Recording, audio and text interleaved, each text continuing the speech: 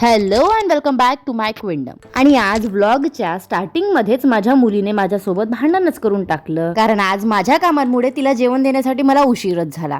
आता म्हटलं सीतारामा मी मूवी काही बघितली नव्हती तर ते बघून घ्यावं, कारण जेव्हापासून हे रिलीज झाली आहे मला तर तिची स्टोरी सुद्धा नाही माहिती. आणि तेच मूवी पाहता पाहता मी माझं काम घेऊन बसले. आता 2-3 दिवसापासून जे सेट आपण रेडी करायला बसलो होतो ते एवढं काहीतरी रेडी झालंय आणि आता त्याचे बँगल्स राहिलेत.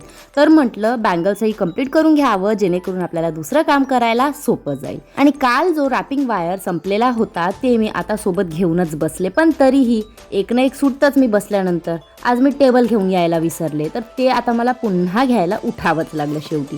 म्हणजे हे 10 वेळा माहिती आहे का आपलं काम करायला जेव्हा मी बसते ना, तर 3 वेळा मला हे राहिलं ते राहिलं असं काही करायला माहिती आहे, 3 वेळा उठावंच लागतं. आणि जरा वेळ बसलेच होते मी, तर पटकन 6 वाजले. आता 6 वाजले म्हटलं तर आपली झाडू कटक्याची वेळ झाली आहे.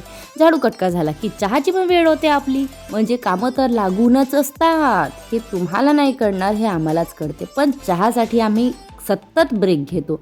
आणि इकडे माझी फुगाबाई बिना कारणाने फुगून बसली होती आणि तिच्या फुगण्याकडे लक्ष न देता मी माझा चहा कंटिन्युअसली पेला. चहामध्ये मला कोणाचाच इंटरप्शन आवडत नाही. आणि शेवटी या बँगल्स अशा काही रेडी झाल्या आहेत, ज्या खूप मस्त दिसत आहेत. आणि ही मॅडम आली तर माझ्या मम्मीने तिला मस्तपैकी पोळ्या देऊन दिल्या. खात बस बाई आता तू. आणि आज आहे सॅटरडे, त्यामुळे आम्हाला काहीतरी वेगळं खायची इच्छा झाली. आता वेगळं म्हणजे काय, तर म्हटलं घनुलेच बनवून घ्यावे. आता आमच्याकडे तर याला घनुलेच म्हणतात, पण कुठे कुठे याला ढोकळी म्हणतात किंवा दाल ढोकळी असंही म्हणतात. स्पेशली गुजराती लोक याला दाल ढोकळी म्हणतात, पण आम्ही या घनुल्यांमध्ये दाल नाही टाकत. तर मस्तपैकी याचे करून घेतले कट्स आणि याला लावून दिलं लो मीडियम फ्लेम मध्ये उकडीसाठी.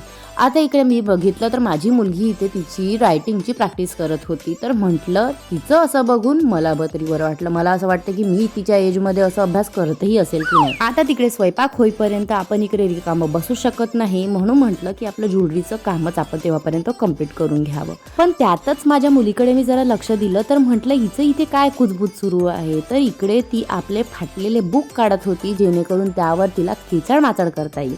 पण म्हटलं की जरा आपल्या मुलीचं लाडोमाच करून घ्यावं.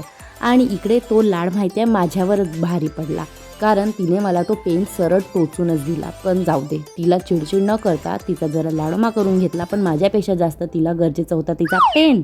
आता हिचा लाड मला वाटते खाऊनच टाकेल. माहिती नाही उद्यापर्यंत मी राहणार की नाही, पण बघूया काय होते ते.